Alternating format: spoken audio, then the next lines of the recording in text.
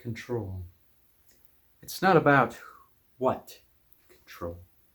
It's about who controls what. It's not only a strength of mind, but a strength of will. And absolute power, absolute control will corrupt. Absolutely. Click is another episode that is not based on the original 62 Goosebumps books. It is, however, based on a short story in the Goosebumps story anthology, Tales to Give You Goosebumps. And now this episode is pretty special because it has a very special guest star. You may have heard of him as he was kind of popular around that time. That's right, guys. I'm talking about the Adam Sandler. Now, I don't know how the studio got Adam Sandler to agree to be in a Goosebumps episode, but it's gotta be good if Adam Sandler's in it. They must have paid him a fortune. This must be a really high-budget episode. You see, the episode's about a man getting a hold of a remote that has particular controls to it. It doesn't just control the television or the stereo. This remote controls life itself. And in the hands of Adam Sandler, horrors are certainly to come to pass. Yeah, so in my research for this episode, I actually found out that Adam Sandler himself directed it, and it's an hour and 30-minute long episode as well. Now that, to me, is just strange.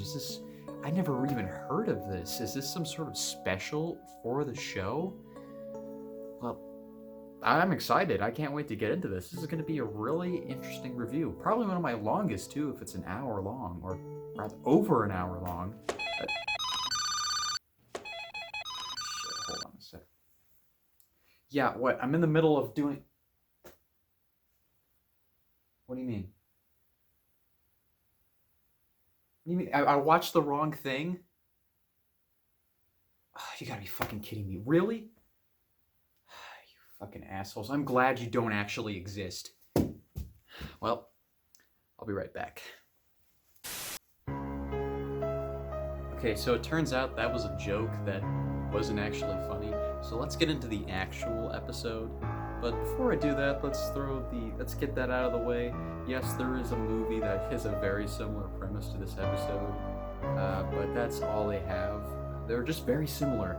They're not stolen from each other, even though he may have gotten the idea of his movie from this episode. I'm talking to you, Mr. Sandler. Narratively, both these things take different directions. Click is a cringy comedy. Click Goosebumps is a cringy horror. Besides the cringe, they got very little in common. And the remote, too, yeah. Alright, I'm pretty sure like 50 other channels have made this stupid joke by now, so let's move on and get into our review of Click. The episode opens up with a kid riding his bike home after what I assume was a long day at school. Wait, hold up. What the fuck is this music?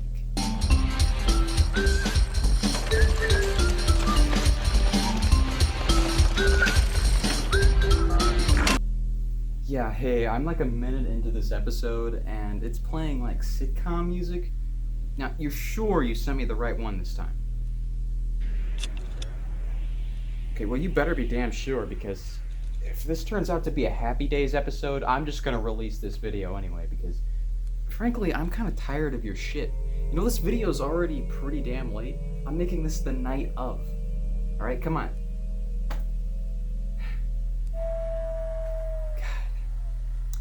Well, you know, I can't blame myself, so I gotta blame somebody.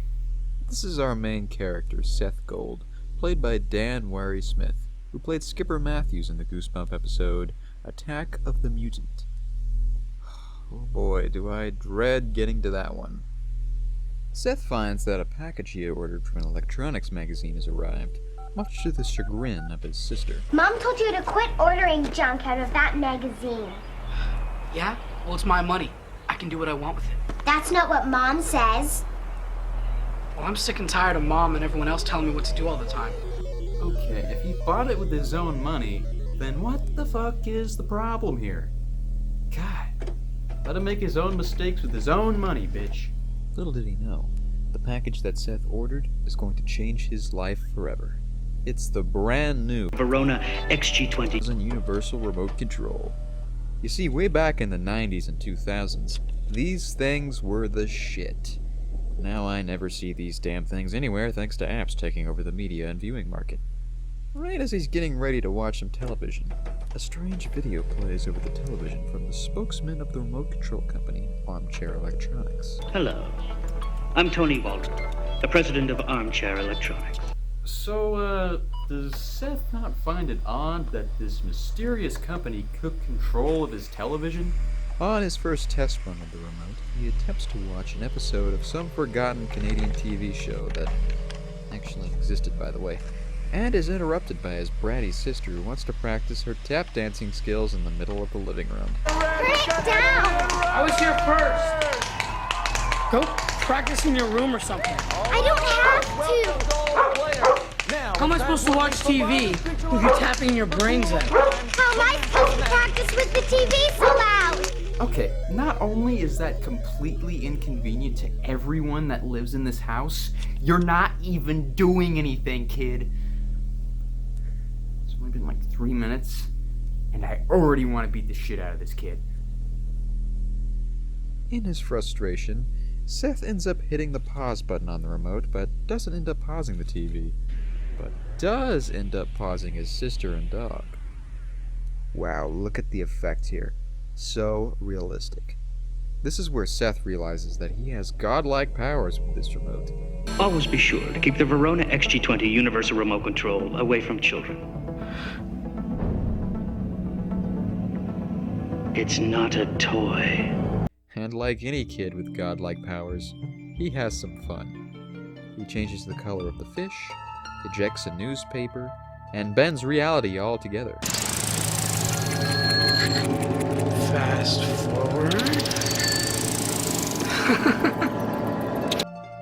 While showing off to one of his friends, Seth decides to use the remote to torment the local bully Holman. This is where we see one of the more interesting powers of the remote. You see, it has the ability to change the entire personality of people by pressing the channel button. I thought this scene was kind of funny as a kid, but now, well, it's kind of cringe. Oh, hello, friend. Didn't see you come in. Can you say Holman is a bully?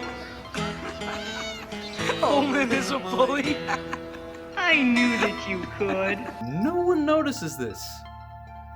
Whoa! I'm out of here.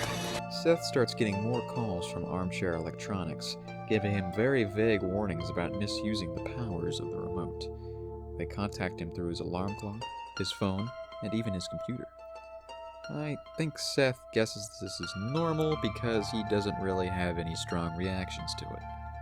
Ignoring the warnings he's received thus far, he uses the remote's powers the next day to cheat on a test. He pauses everyone in his class except for his friend, who throws a real bitch fit, complaining that he's become like a different person. What's happening to you, Seth? Oh, shut up, wuss. Things really come to a head a few days later, as Seth drops the remote after his sister tries to take it from him. His family yells at him, and out of frustration, he pauses them so he can yell at them for a bit. But to his horror, he realizes soon after that he can't unpause them. He calls his wuss friend, and together they decide to solve this problem by heading down to the showroom of Armchair Electronics. However, when they get there, they realize that the showroom hasn't existed for years. After a few hours, Seth decides to fix the remote himself, but as he cracks open the back of the remote, they get another phone call.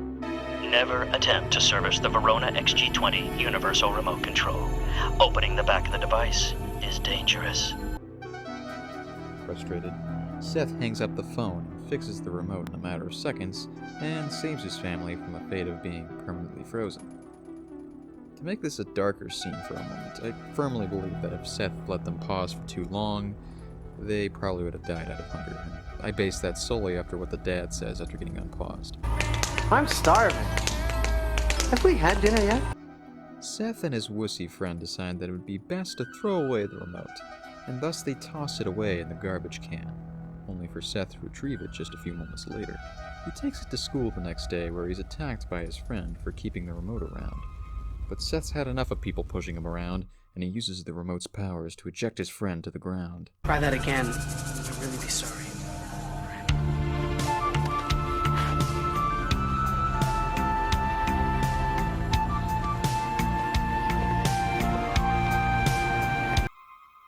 Fuck.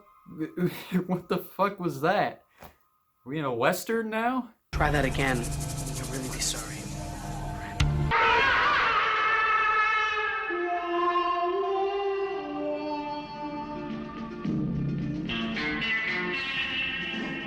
Seth's friend isn't giving up, though, as he tries to tackle him one last time. As he advances on Seth, Seth tries to call upon the powers of the remote to defeat him. His very easily defeatable friend here. Seriously, you outweigh him and you're much taller, just push him over, dude. Stupidly, he pushes the power button on the remote and, turns off the universe, I guess. Left in the void, he's approached by the armchair electronic spokesman once again. We hope you enjoy your new Verona XG20 Universal Remote Control. If treated with proper care, it will bring you a lifetime of enjoyment. And then he disappears into the darkness, leaving Seth in the void for presumably the rest of eternity, with his remote rendered powerless by a low battery. All I need are some batteries! So that was Click. Not a great episode, but it's an episode from Season 3, and a lot of the Season 3 episodes that I have covered are complete dog shit, like Strained Peas and Awesome Ants. Compared to those, this episode is pretty gold. But compared to better episodes from earlier seasons, it's just kind of average. Here's my main problem. It's not scary. It's not. Well, frankly, I don't really think you could make a haunted remote scary. This is more of a comedy kind of episode. And a lot of the comedy in this episode is pure cringe. So, it actually reminds me of an episode from the Twilight Zone known as A Kind of Stopwatch. It has a very similar moral where a guy gains this mysterious power from an artifact like a stopwatch, misuses it, and ultimately fucks himself over. Kind of a similar moral in that sense. R.L. Stine has been inspired by the Twilight Zone before, so he may have done it again, but this time it's a bit more subtle, because when he did it with Say Cheese and Die, I saw that shit pretty instantly. A lot of the episodes that I've covered, I've taken a specific moment from the episode and said, oh, this has great ambiance, this has a good tone. This episode doesn't really have that. Again, it didn't really need to. It's an episode about a fucking TV remote, so it's not really a complaint, it's just I got nothing to point out. In fact, there's not really any moments in this episode that I particularly like, except maybe the ending. I thought the ending was decent, but the last line that Seth says at the end was maybe a little silly. That was probably the point, but it was almost good to me. The climax leading up to it was shit, though. I mean, come on, really? Anyway, it's a very simple episode. It's got a moral, don't go mad with power if you get a magical fucking TV remote, I guess. I don't know. Don't do that, kids. Give it a score. I'm gonna have to give this one a 5 out of 10. Why a 5? Well, I mean, I don't really have any problem with it. It's just kind of another meh episode. But it's closer to a 4 than a 6 on this one because it's kind of cringe. Anyway, that has been my review on the episode Click. I hope you all enjoyed and will stay tuned for next week's episode, which will be the final episode that I do this month. I know. We've had a lot of great times together. But this is an October thing, and when October's over, I'll be moving on to something else, I guess. But thank you all for watching, and have a scary day.